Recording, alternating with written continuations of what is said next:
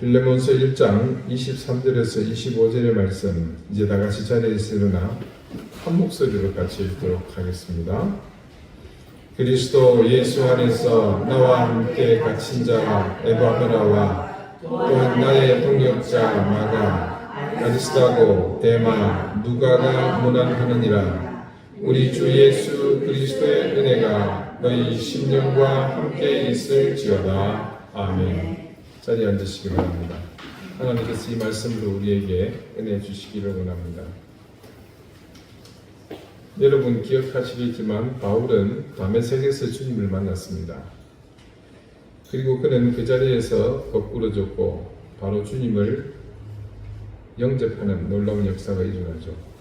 그리고 그는 바로 본격적인 전도자의 길로 나선 것은 아닙니다. 성경 말씀에 따르면 그는 자신의 고향 길리기아 다스로 가서 자숙의 시간을 가진 것으로 알려져 있습니다. 이 과정은 신앙인에게 아주 상징적인 사건으로 모범적인 시간의 표본이 됩니다. 그렇게 된 이유는 다른 것에 있지 않고 사람마다 개인적 성향에 따라 다르게 느끼겠지만 그 시간 동안 인간으로서 자신을 충분히 성찰하는 것과 더불어 자신에게 닥친 상황에 대해 차분히 그리고 내면으로는 깊이 생각할 기회가 되기 때문입니다. 소나 돼지를 막 도축해서 신선한 상태로 요리해 먹는 것도 좋지만 때에 따라서 얼마간 숙성, 에이징하는 시간을 거치면 더욱 풍미가 올라온다고 합니다. 사람도 마찬가지 아니겠습니까? 모두에게 적용되는 것은 아닐 수 있습니다만 정당하고 의미 있는 시간은 사람을 더욱 풍요하게 그리고 깊게 만들어주는 힘이 있습니다. 성경에는 위대한 믿음의 사람들에게 그런 시간들이 공통적으로 나타나는 것을 볼 수 있습니다. 가령 우리 지난주 그 앞주에도 보았던 아브라함은 갈대아 우르에서 하나님의 부름을 받고 가나안에 와서 바로 하나님의 사역을 시작한 것이 아닙니다. 그는 그곳에 도착해서 얼마 되지 않아 흉년을 겪게 되고 애국으로 내려갔다가 자기 아내가 애국왕 바로의 후궁으로 들어갈 뻔한 그런 일을 겪지 않습니까? 그 이후에 소돔으로 이주해간 조카 롯의 가정이 큰 위기를 겪는 그런 것도 지켜봐야 했습니다. 야곱은 아시다시피 오랜 세월 그 시간을 거치면서 말년에 겨우 정신을 차리지 않습니까? 요셉도 마찬가지입니다. 형들에게 팔려서 노예 생활을 오랫동안 했고 총리가 되기까지 그도 숙성의 시간을 거치게 됩니다. 모세도 그렇습니다. 비록 적장자는 아니지만 양어머니 공주 덕분에 거의 왕자에 준하는 신분으로 살다가 나중에는 어떻게 됩니까? 미디안 광야에 가서 양을 치는 생활을 통해 그도 숙성이 됩니다. 이전에는 눈앞에서 일어난 불의한 일에 혈기로 반응했지만 나중에는 이스라엘 전체 백성을 가나안으로 이끄는 영도자로 변모하지 않습니까? 바울에게도 그런 시간이 있었던 겁니다. 다메섹에서 예수를 추종하는 사람들을 체포하기 위해 나섰다가 강력한 빛으로 역사하시는 주님을 만났습니다. 말씀을 보면 바울은 다메섹에서부터 이 사건을 겪은 그 직후에 전도의 열을 올리게 된 사실을 증언합니다. 얼마나 내면의 열정이 끌어올랐겠습니까? 자신이 온몸으로 체험했잖아요. 강렬하게 체험한 그 주님.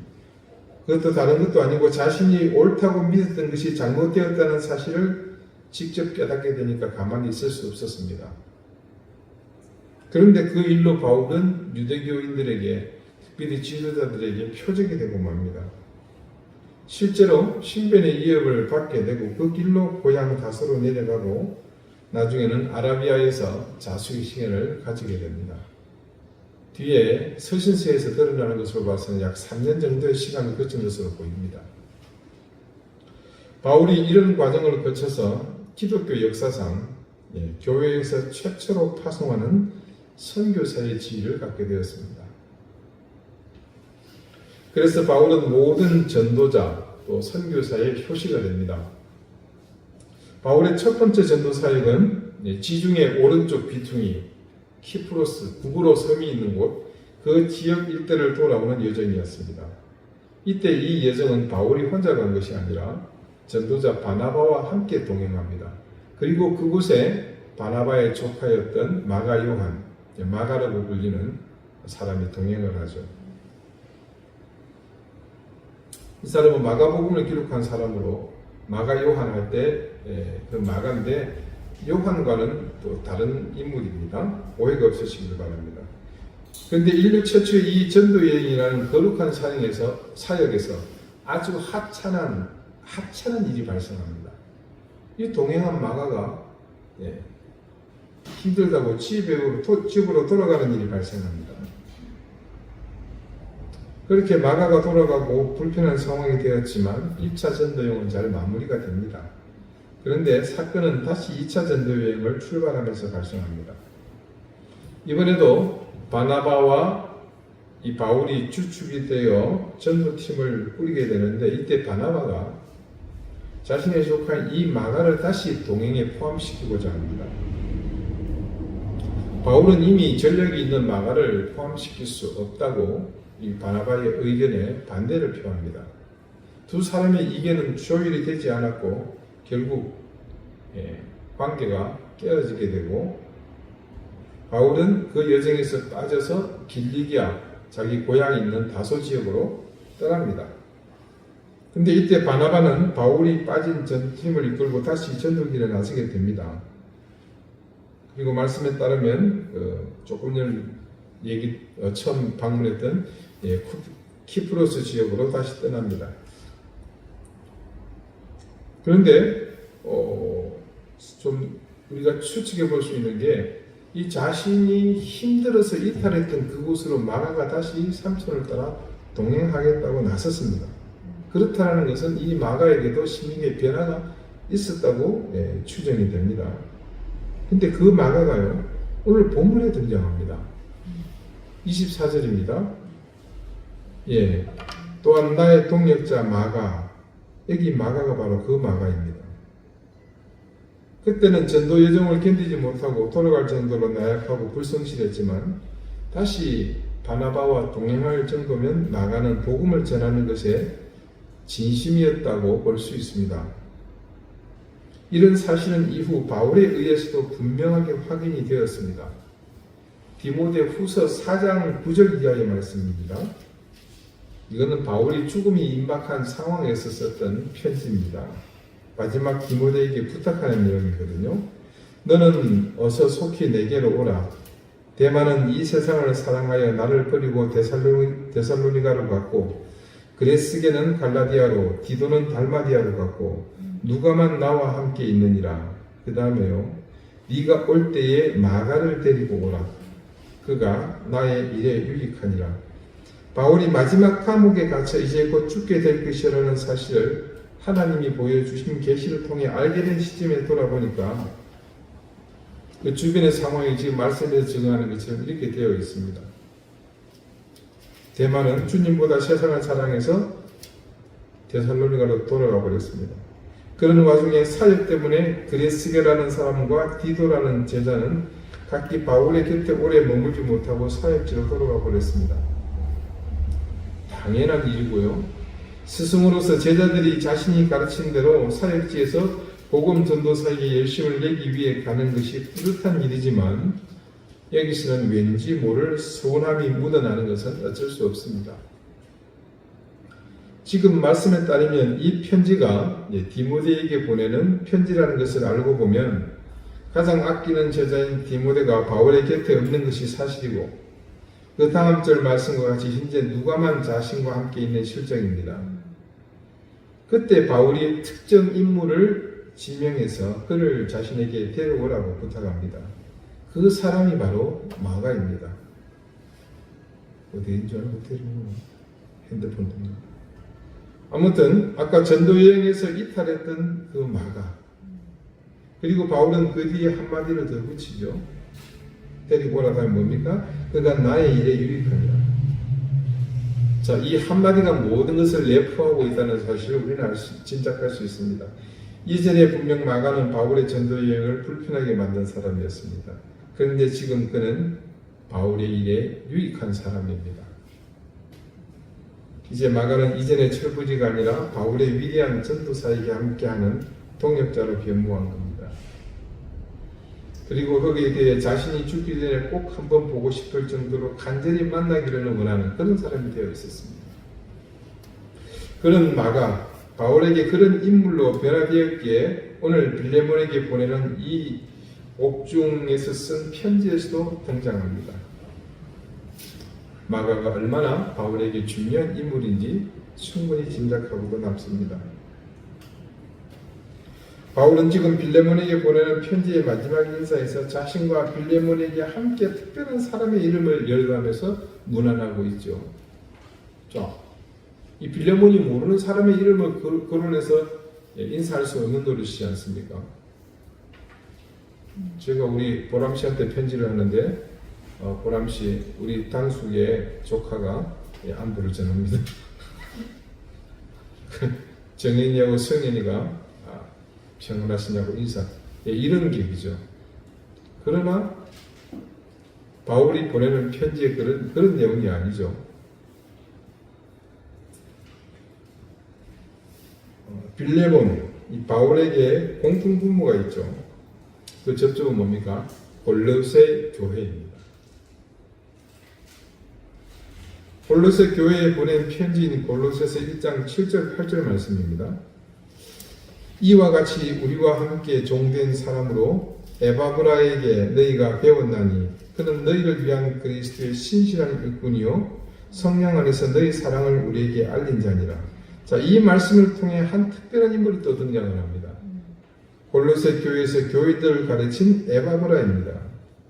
오늘 본문 23절에 등장한 바울의 안부 인사에 등장하는 첫 인물입니다.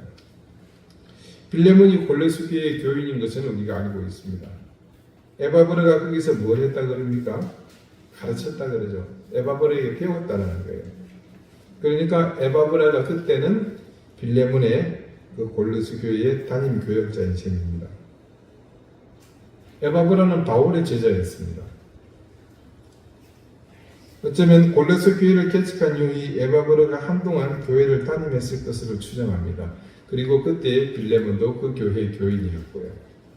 그래서 말씀에서 바울은 이 에바브라가 자신과 함께 갇힌 자 되었다고 말합니다. 하지만 그 당시의 기록에는 이 에바브라가 감옥에 갇히지는 않았습니다.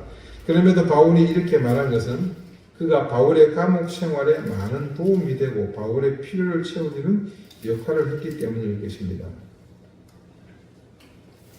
그렇다 보니 바울이 자연 빌레몬에게 인사하면서 특별히 그리스도 예수 안에서 나와 함께 갇힌 자라고까지 말하면서 그를 언급한 것이 바로 이런 이유인 것입니다. 그리고 또 한 사람 아리스다고가 등장합니다. 성경에 요즘은 인터넷에도 다 나와 있죠. 검색을 해보시면요, 아리스다고라고 검색을 하면 역시 골로새서에서 그 이름을 찾을 수 있습니다. 골로새서 4장 9절과 10절입니다.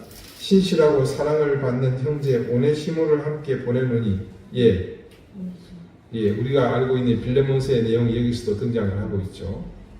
그는 너희에게서 온 사람이라. 그들이 여기 일을 다 너희에게 알려주리라. 나와 함께 갇힌 아리스다고와 바나바의 생질 마가와 이 마가에 대해 너희가 명을 받았음에 그가 이르거든 영접하라. 자, 마가는 간다 그러죠. 그건 뭔 얘기입니까? 이 친구는 갇힌 사람이 아니라는 거죠. 그런데 나와 함께 갇힌 아리스다고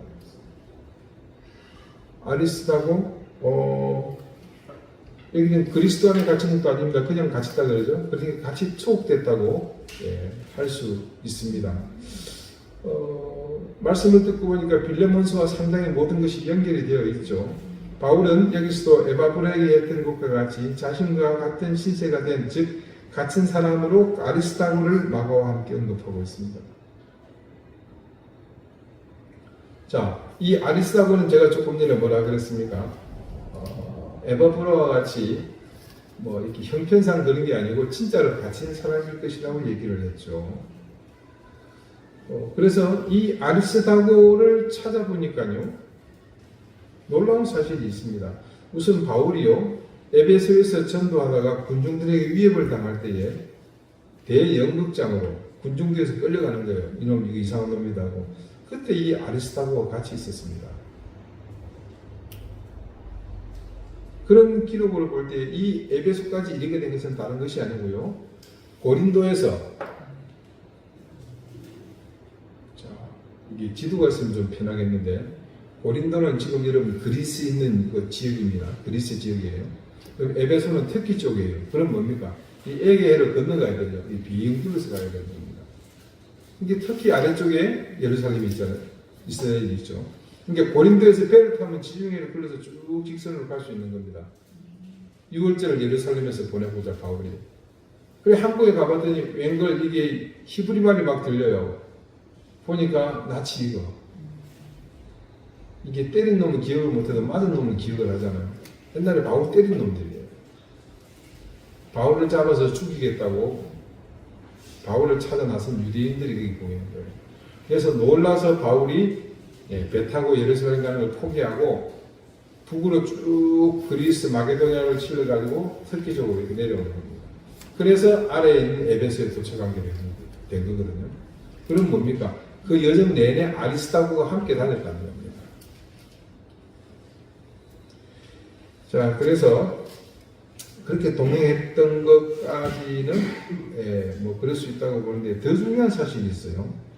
바울이 이제 그렇게 해서 로마로 예루살렘으로 가잖아요. 여러분 기억하시죠? 에베소에서 밀레도에서 제자들이 말리잖아요. 가지 마십시오. 선지자가 꿈에 보니까 선생님이 잡힌답니다. 나는 결박 죽음이 기다리지만 가겠다. 이게 내 사명이다 하고 바울이 가지 않습니까? 그래서 예루살렘에 가서 예루살렘 교회의 지도자들에게 인사하고, 또 예루살렘 거리에서 성전 앞에서 전도하다가 체포가 되잖아요. 그래서 어떻게 됩니까? 가이사랴에 3년 구금되어 있다가 다시 로마로 가죠.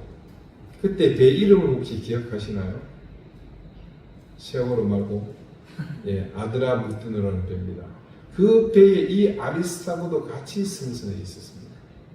그러니까 그때 바울 혼자 잡힌 것이 아니라 이 아리스다고도 같이 잡혔던 것으로 추정을 합니다. 사도행전 27장 1절과 2절입니다. 우리가 배를 타고 이달리아에 가기로 작정되며 바울과 다른 죄수 몇 사람을 아구스도대의 백부장 율리오란 사람에게 맡기니 아시아 해변 각처로 가려 하는 아드라 무테노 배에 우리가 올라 항해할세 마게도냐의 데살로니가 사람 아리스다고도 함께하니라. 이 말씀 속에서 아리스다고가 마게도냐에 있는 데살로니가 사람이라는 사실을 알 수 있죠. 그리고 뭡니까? 이 배에 함께 승선했습니다. 그러면 바울이 예루살렘에서 체포, 구금 이후의 모든 여정, 그래서 지금 이 빌레몬스를 쓰고 있는 옥중에도 실제로 같이 갇혀 있는 겁니다. 자, 그리고 이제 또 누가 남았습니까? 데마와 누가만 남았습니다. 누가는 달리 설명할 필요가 없는 인물인데 여러분에게 한번 소개할 기회가 다시 있을 겁니다. 그는 바울의 평생 동기였습니다. 바울과 관련한 사도행전의 모든 행적을 그가 동행함으로 기록할 수 있다는 것은 모두가 아는 사실입니다. 자, 여러분 사도행전을 읽다 보면 인칭이 바뀔 때가 있어요. 지금 베드로가 누가 하다가 갑자기 우리가라고 해요. 그때부터는 이 누가가 직접 동행을 한 겁니다. 그래서 사도행전을 누가가 기록한 것으로 전하고 있죠. 누가는 바울의 마지막을 함께했던 사람이었고, 그래서 바울에 대한 모든 기록뿐만 아니라 그는 역사가로서 유대 지역을 다녔을 때, 특별히 이제 바울이 옥에 갇혀 있는 여유 있는 시간 동안에 그는 전한 이야기에 의하면 유대 전 지역을 돌아면서 예수님의 행적을 다시 채집한 것으로 전해집니다. 그래서 여러분 누가복음을 보시면요, 다른 복음서에 없는 여러 특별한 사건들이 많이 기록이 되어 있습니다. 거지 나사로의 얘기라든지 삭개오 이야기, 이런 얘기는 다른 복음서에 없습니다. 누가가 그것들을 다 채집해서 함께 기록하게 되죠. 근데 데마라는 사람은 조금 전 디모데 후서를 볼 때도 드러났지만 결국 나중에 복음을 버리고 세상 속으로 회귀한 것 같습니다. 하지만 이때까지 그 데마는 골로새 교회를 중심으로 함께 사역을 했던 그런 사람이었던 것으로 추정이 됩니다.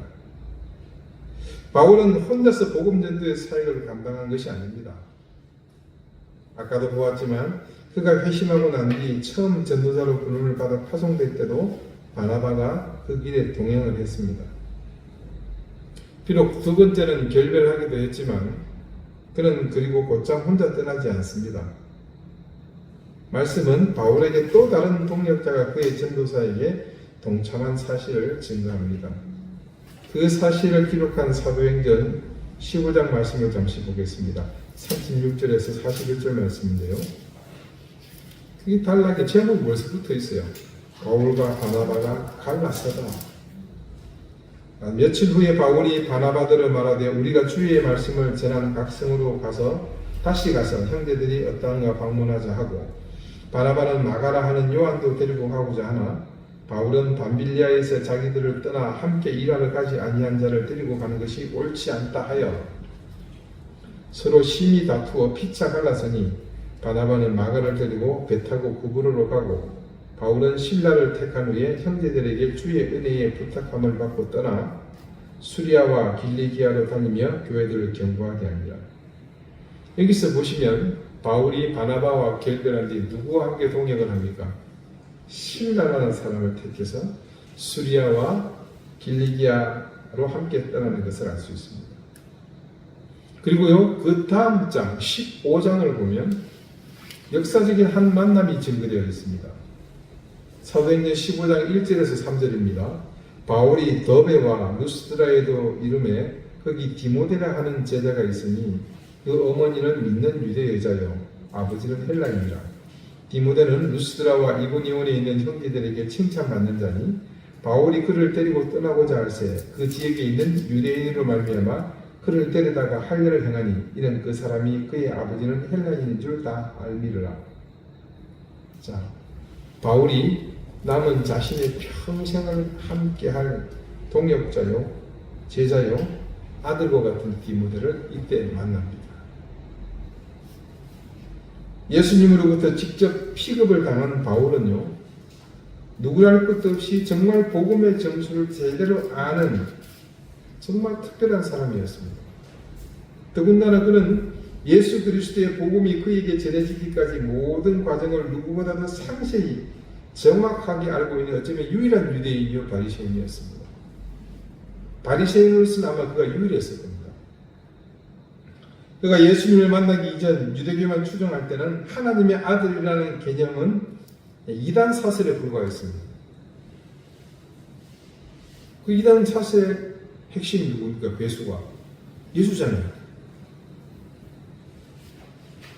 그러나 구약에 예언된, 그러니까 유대교의 경전에서 예언된 최종 메시아가 예수 그리스도라는 것을 깨달았을 때, 그때는 당대 누구도 이론적으로 바울보다 완벽하게 유대교와 복음의 연계성을 혹은 연속성을 설명할 수 있는 사람은 없었습니다. 그래서 하나님은 그런 그의 전도 여정에 항상 동행하는 동역자가 함께하도록 인도해 주셨습니다. 우리는 그 위대한 사역에 함께한 그의 제자 빌레몬을 이 몇 달 동안 함께 보았습니다. 그리고 그의 빌레몬과의 관계 속에 역시 빠지지 않는 함께한 사람들을 보았습니다. 바울이요, 우리가 상상도 못할 초인적인 힘으로 당시 유럽과 그 소아시아 지역을 로마가 닦아놓은 그 팍스 로마나를 통해 구석구석 다니며 예수 그리스도의 복음을 전하는 이 길은 결코 그의 혼자 힘으로 감당할 수 없었습니다. 하나님이 이렇게 준비된 신실한 일꾼들을 바울과 동행하게 하심으로 함께 이룬 생명의 역사입니다. 그렇게 바울과 함께 생명을 구원하는 복음의 길을 함께 걸었던 사람들과의 모든 삶은 기록으로 남아 우리에게 전해졌습니다. 사도행전으로부터 시작해서 로마서, 고린도 전후서, 갈라디아서, 데살로니가 전후서, 에베소서, 빌립보서, 골로새서, 디모데 전후서, 디도서, 히브리서, 그리고 이 빌레몬서까지 바울과 그들의 자취가 오늘 우리가 눈으로 읽고 보는 귀하디 귀한 이 말씀이 되었다는 겁니다. 그래서 우리는 알게 됩니다. 하나님의 자녀들이 심취한 삶을 서로 살아가면 그것이 곧 하나님의 말씀이 된다는 사실을 말합니다. 골로새서와 빌레몬서를 통해 우리가 발견한 이 사실을 통해 분명하게 우리는 확신할 수 있습니다. 우리가 정직한 신앙과 올바른 믿음으로 인생을 살면 결국 언젠가 이토록 아름다운 이야기로 후대에 남게 될 것이라는 사실을 말입니다. 오늘로서 길지는 않았지만 빌레몬서를 본문으로 한 주일 설교 말씀은 대단을 막게 됩니다. 우리는 짧지만 이 한 장의 말씀 속에 당대 최고로 위대한 사도였던 바울과 그에게 복음을 듣고 거듭나서 신실한 그리스도인으로 살아가던 제자 빌레몬과의 관계에 담긴 위대한 복음과 말씀의 사람이 남긴 자취를 보았습니다. 그곳에는 고통을 감내해야 하는 고난의 삶 혹은 역경을 헤쳐나가 마침내 위대한 성취를 이루는 그런 고단한 여정이 있는 것만은 아니었습니다. 은혜와 평강, 함께 그리스도의 군사가 되는 것, 믿음의 교제, 서로 유익한 사람이 되는 것, 순종하는 삶, 너로 말미암아. 여러분 기억하십니까? 매 주일의 말씀들의 제목이었습니다. 여러분 그게 전부였습니다. 그런데 그런 삶이 곧 은혜와 복음의 열매를 맺게 되고 하나님의 공의와 말씀의 성취로 나타났습니다. 우리는 그것을 빌레몬서를 통해서 만났습니다. 이 이야기들 여러분 결코 강 건너 남의 이야기가 아닙니다. 먼 나라 이웃 나라의 이야기도 아닙니다. 그래서 주님의 은혜를 받고 구원에 감격한 그리스도인들의 그냥 신실했던 자기 욕심을 따라 뭔가를 꾸미려고 하지 않았던 오로지 은혜에 감사했던 그런 사람들의 일상의 삶이었습니다. 그것은 다른 말로 우리가 함께 만들어가고 있는 이 이든 교회의 신앙 공동체도 얼마든지 만들어갈 수 있는 이야기라는 뜻입니다.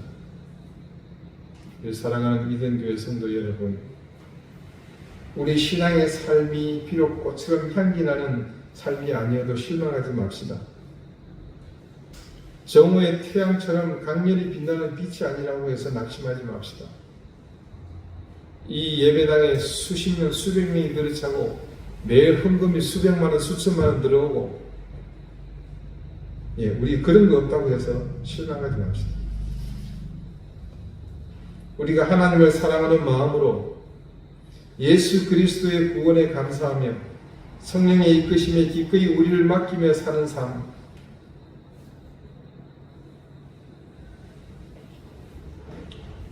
이 빌레몬서처럼 하나님 나라의 이야기로 분명 아름답게 기록될 것입니다. 우리의 정직한 신앙, 우리의 올바른 믿음이 가지는 가치는 그와 같습니다. 기도드리시겠습니다. 사랑하는 주님, 우리가 주님을 사랑하는 것이 삶의 전부가 되게 해주십시오. 그래서 동호회나 동창 모임처럼 삶의 일부를 나를 가꾸는 도구로 여기며 내 고집과 내 방식과 취향대로 주님을 이리저리 편리한 대로 생각하지 않게 해주십시오. 세상은 훨씬 더 많은 것들이 주님보다 우리에게 매력적으로 보입니다. 그러나 그것들은 언젠가 모두가 없어질 허상들이며 만약 그것이 없어지지 않는다면 그것은 반드시 우리를 집어삼키고 우리를 지배할 것임을 깨닫게 해주십시오. 하나님의 뜻을 따라 신실하게 사는 것, 정직한 신앙과 올바른 믿음의 삶은 빌레몬서처럼 하나님의 말씀으로 남아 모두에게 깊은 감동과 은혜를 준다는 사실을 기억하며 우리의 시간과 노력이 결코 헛되지 않음을 확신하게 해주십시오. 이 순간도 주님의 말씀에 가까이 다가가며 우리의 의지보다 주님을 따르는 삶의 노력을 잘 감당하려 하는 이 귀한 보배 같은 하나님의 사랑하는 자녀들을 굳건히 붙잡아 주십시오. 예수 그리스도 이름으로 기도드립니다. 아멘.